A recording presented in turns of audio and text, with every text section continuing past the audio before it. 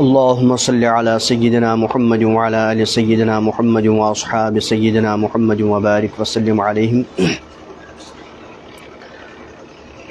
أعوذ بالله من الشيطان الرجيم. بسم الله الرحمن الرحيم. عن أنس رضي الله تعالى عنه قال قال رسول الله صلى الله عليه وسلم لا يؤمن أحدكم حتى أكون أحب إليه من والده وولده والناس اجمعین.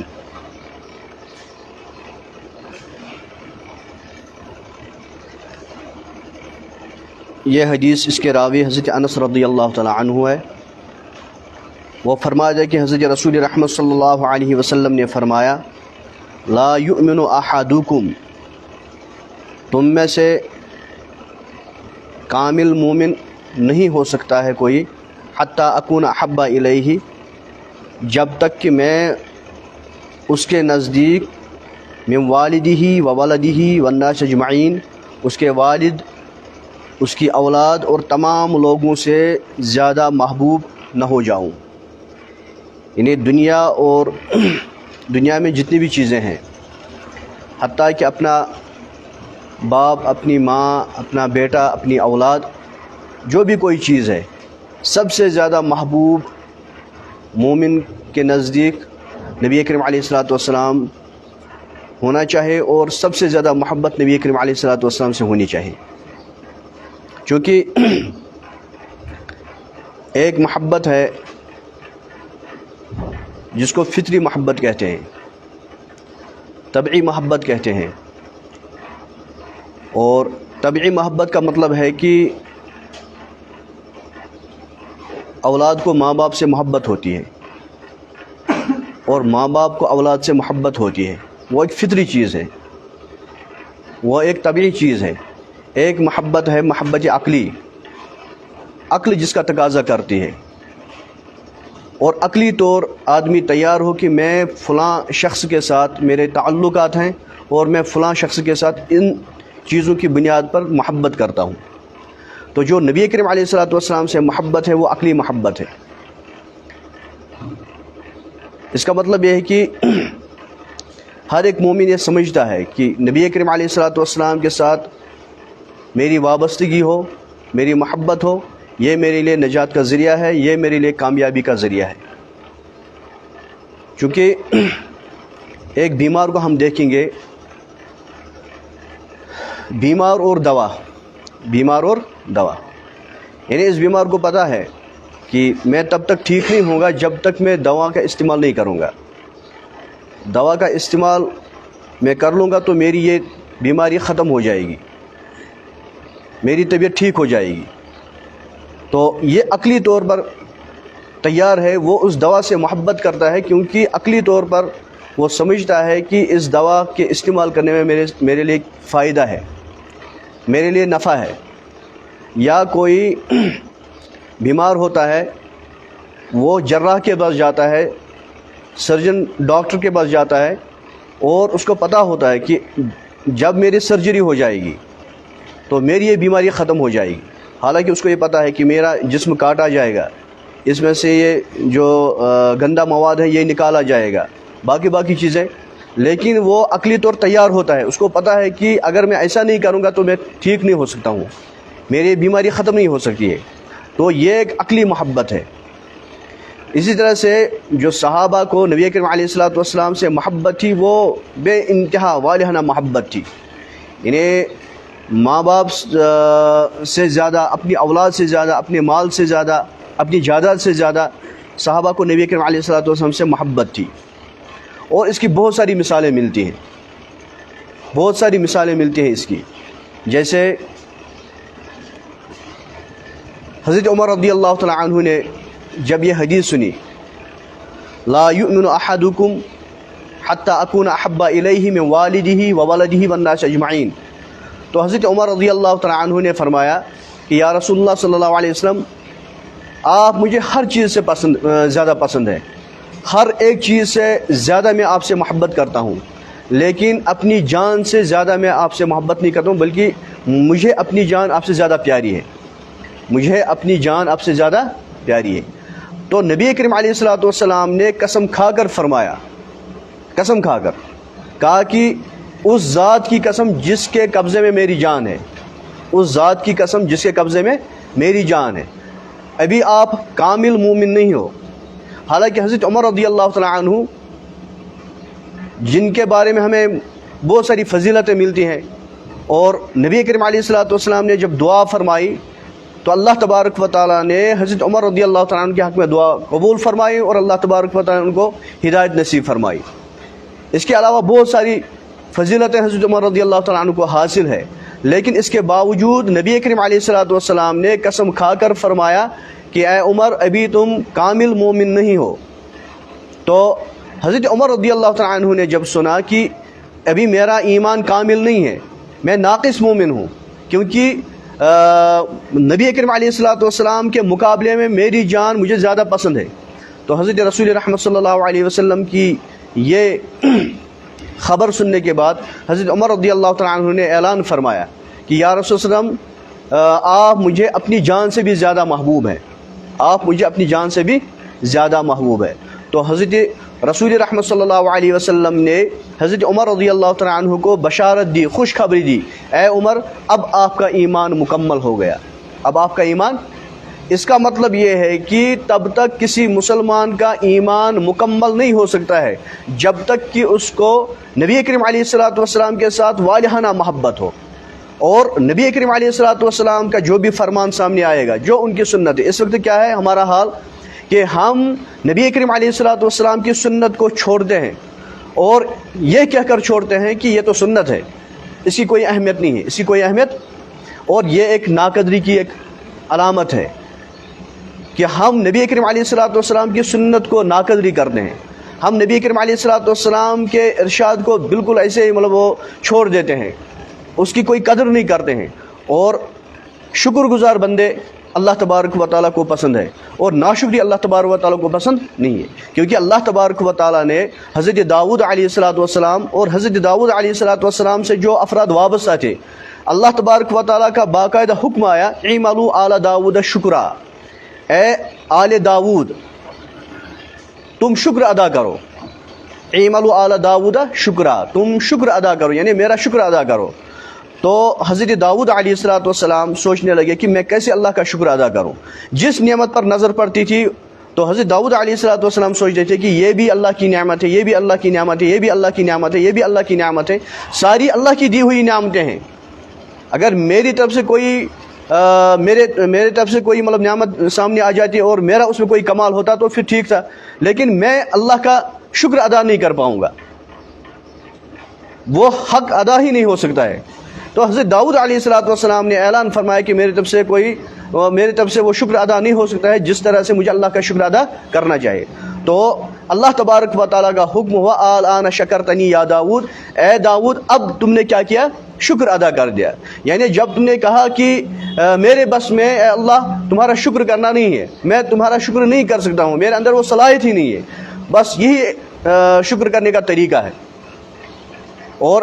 اس آیت میں اللہ تبارک و تعالیٰ نے فرمایا وَقَلِيلٌ مِّنْ عِبَادِيَ الشَّكُورُ،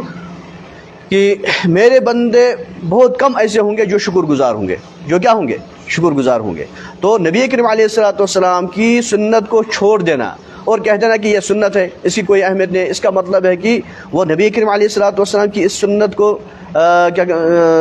کوئی اہمیت نہیں دیتا ہے، اور وہ ناشکر بندہ ہے، اور وہ ناشکری کرتا ہے اللہ کی اور اللہ کے رسول صلی اللہ علیہ وسلم کی۔ تو اس طرح سے صحابہ کی بہت ساری مثالیں ملتی ہیں کہ کس طرح سے ان کو نبی علیہ الصلوۃ والسلام کے ساتھ والہانہ محبت تھی،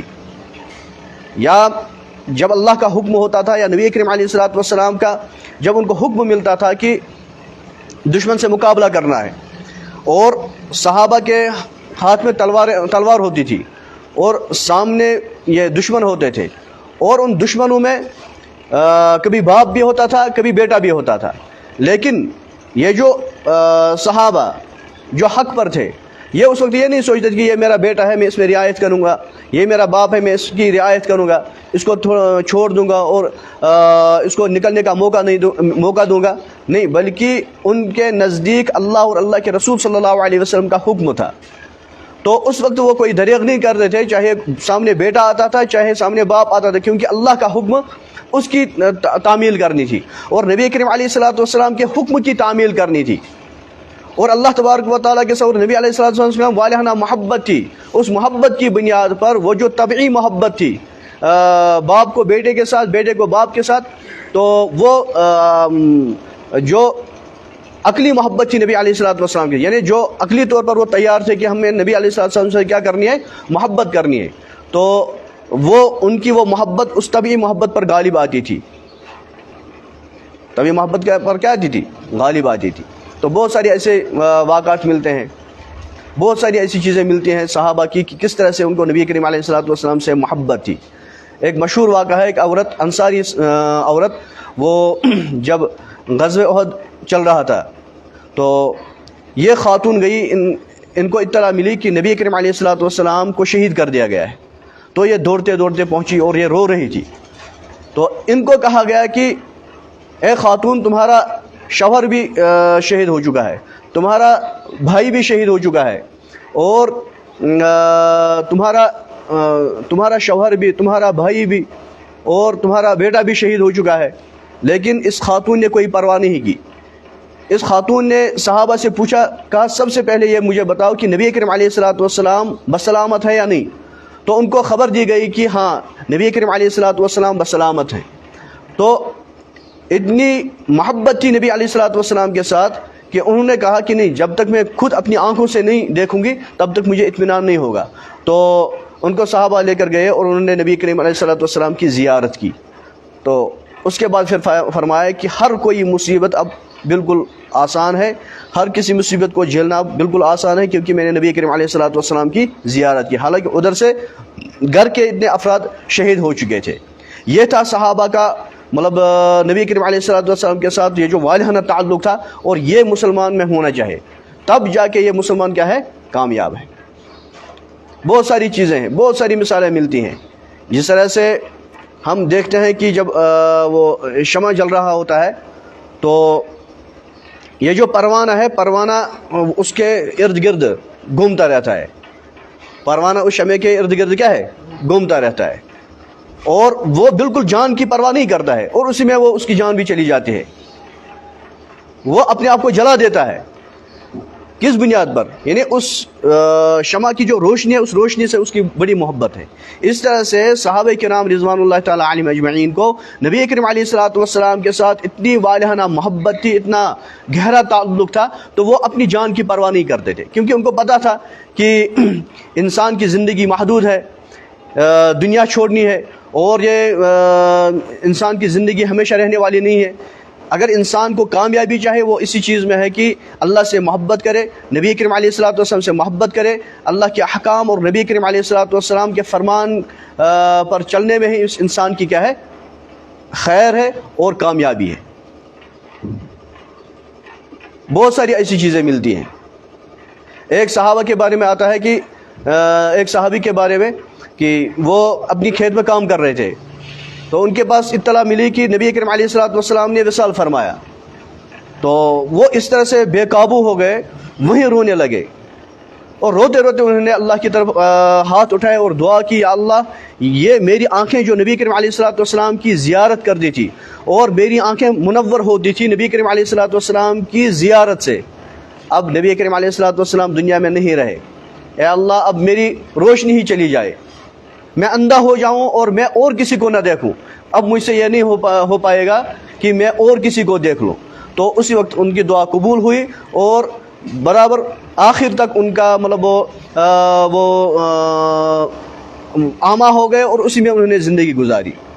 یہ تھی نبی کریم علیہ الصلوۃ والسلام کے ساتھ محبت۔ لہٰذا یہ حدیث ہمیں سمجھاتی ہے کہ اگر ایک مسلمان کامیابی چاہتا ہے اور دنیا میں بھلائی چاہتا ہے، دنیا میں کامیابی چاہتا ہے، آخرت میں کامیابی چاہتا ہے، تو اس کو چاہے کہ وہ نبی کریم علیہ الصلوۃ والسلام کے ساتھ بے انتہا محبت کرے، اور نبی کریم علیہ الصلوۃ والسلام کے فرمان اور ارشاد کو اس پر عمل کرے، تو اسی میں اسی کے لیے کامیابی ہے، اور کسی چیز میں مسلمان کے لیے کامیابی نہیں ہے۔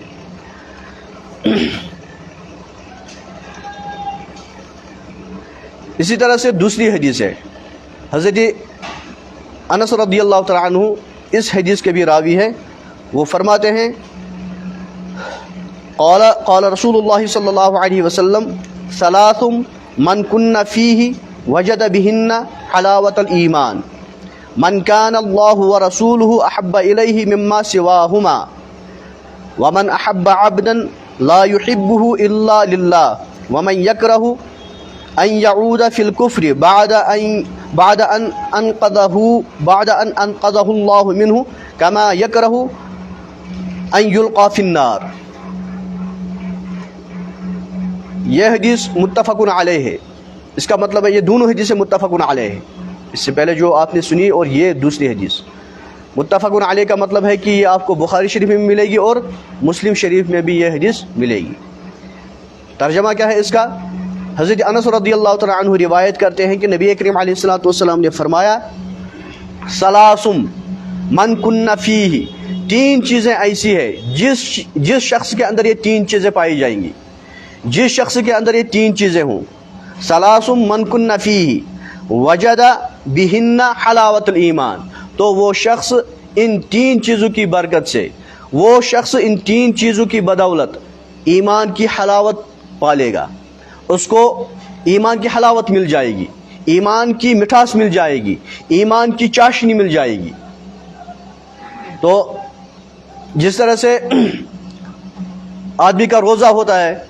पूरे दिन ये रोज़ेदार होता है और इसको इसका इंतज़ार होता है कि कब इफ्तार हो जाए और इफ्तार के टाइम मैं इफ्तारी करूं। तो इफ्तारी के टाइम जब उसके सामने कोई नेमत आ जाती है, कोई चीज़ आ जाती है और जब वो उस चीज़ का इस्तेमाल करता है, उस चीज़ को मुंह में डाल देता है, चाहे जूस हो, चाहे ठंडा पानी हो, चाहे खजूर हो, चाहे कोई भी चीज़ हो, तो उस वक्त उसको बड़ी लज्जत महसूस होती है। उस वक्त उसको क्या होती है? बड़ी लज्जत महसूस होती है, क्योंकि वो पूरे दिन उसका रोज़ा होता है और उस मखसूस वक्त में जब वो इफ्तार करता है तो उसको वो हलावत और मिठास महसूस होती है। इसी तरह से जिस शख्स के अंदर ये तीन चीज़ें पाई जाएंगी तो वही आदमी ईमान की हलावत को महसूस करेगा। आज हमारा हाल यह है कि हम तिलावत करते हैं लेकिन उस तिलावत की वो मिठास हमें महसूस नहीं होती है, क्योंकि तिलावत अगर पहले तो हमारी ये आदत हो गई है कि अब हम तिलावत ही नहीं करते हैं। कुरान पाक हमारे हाथ से छूट गया है, हमारी ज़िंदगी से कुरान पाक ही निकल चुका है। ये बहुत बड़ी मुसीबत है। अब अगर कोई तिलावत करता भी है तो वो इस तरह से तिलावत करता है, उसको उस तिलावत की वो मिठास हासिल नहीं होती है, और जब तक उसको उस तिलावत की मिठास हासिल नहीं होती वो समझे कि नहीं, वो जिस अंदाज में मुझे तिलावत करनी चाहिए वो उस अंदाज में मेरी तिलावत नहीं होती है। या इसी तरह से हम मस्जिद में आते हैं नमाज़ पढ़ने के लिए, हम नमाज़ पढ़ते हैं और या तो हम नमाज ही नहीं पढ़ते हैं, और अक्सर बेशतर इस वक्त हम देखते हैं कि मसाजिद खाली हैं। मसाजिद क्या है? खाली है। हमें लज्जत महसूस होती है किसमें? नींद में, और इस नींद की लज्जत ने हमें नमाज से महरूम कर दिया।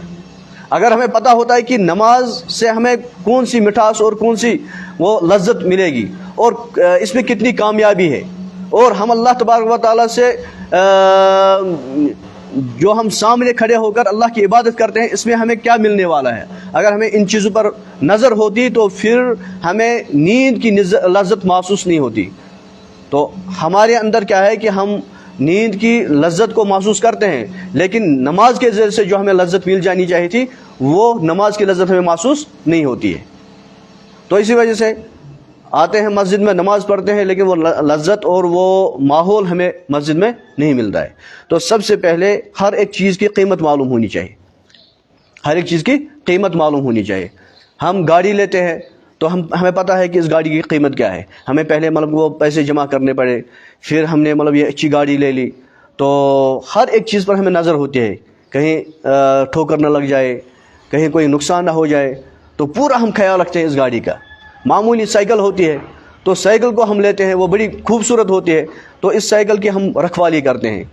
हम इसको मतलब पूरा मतलब उसकी देखभाल करते हैं। क्यों? इसलिए कि ये हमारी प्यारी चीज़ है, ये हमारी क्या है? प्यारी चीज़ है। तो अगर हमें नमाज के बारे में उसकी कीमत हमें मालूम होगी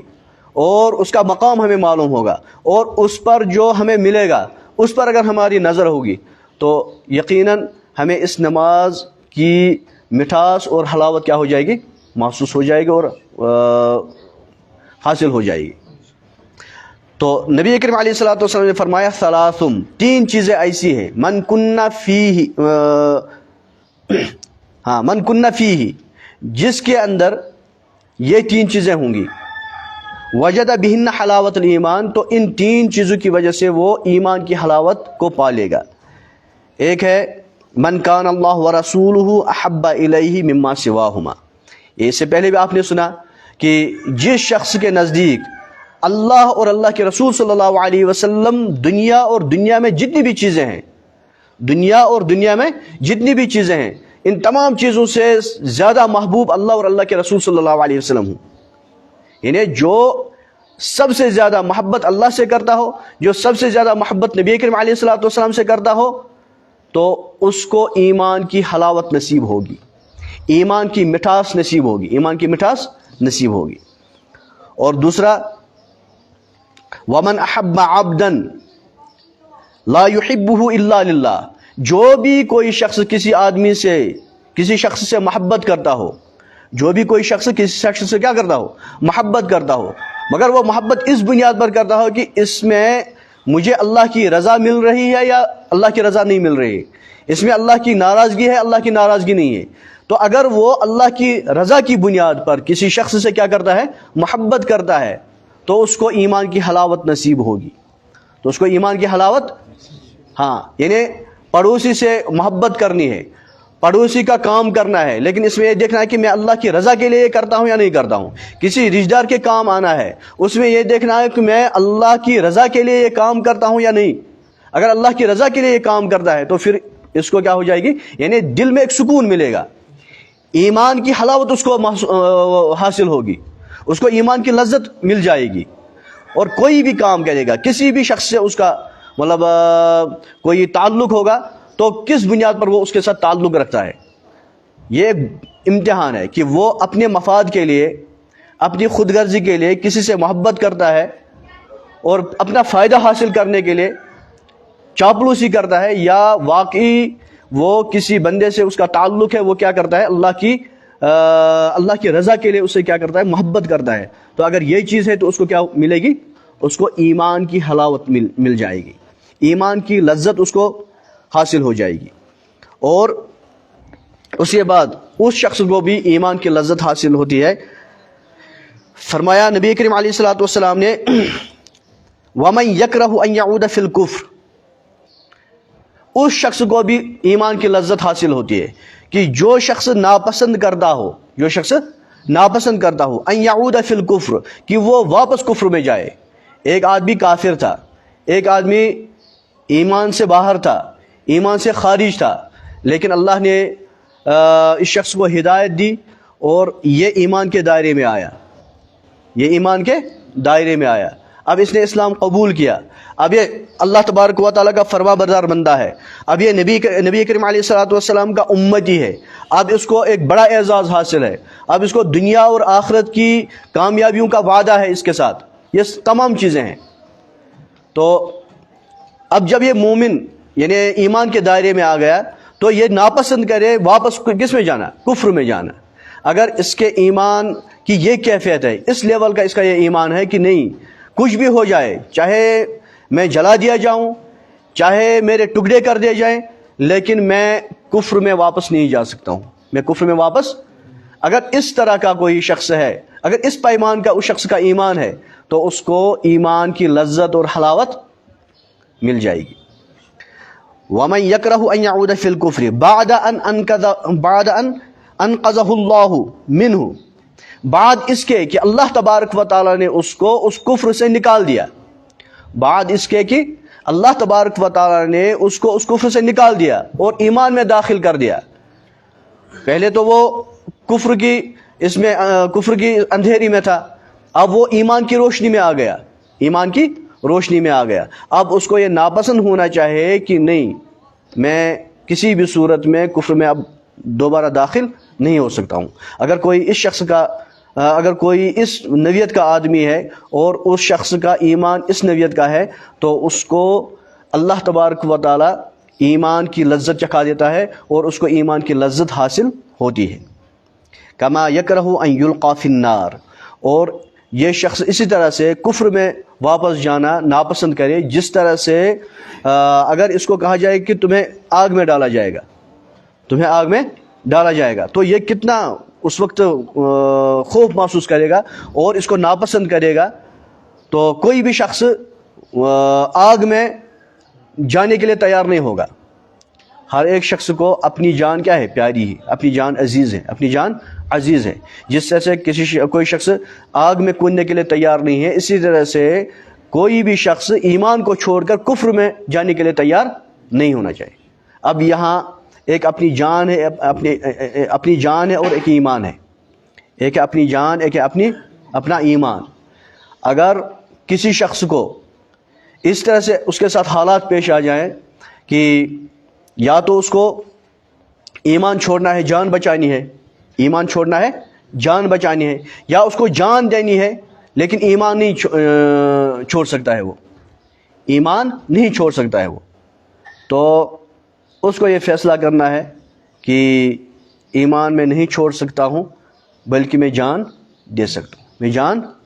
اس طرح کی بہت ساری مثالیں ملیں گی آپ کو، بہت سارے واقعات ملیں گے آپ کو. یہ جو سورہ بروج ہے، والسماء ذات البروج،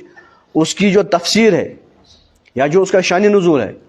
اس میں اسی طرح کا ایک واقعہ آپ کو ملے گا، اسی طرح کا ایک واقعہ آپ کو ملے گا. تو ان دو احادیث سے ہمیں یہ چیز ملتی ہے کہ نبی کریم علیہ الصلوۃ والسلام کے ساتھ اپنا تعلق، گہرا تعلق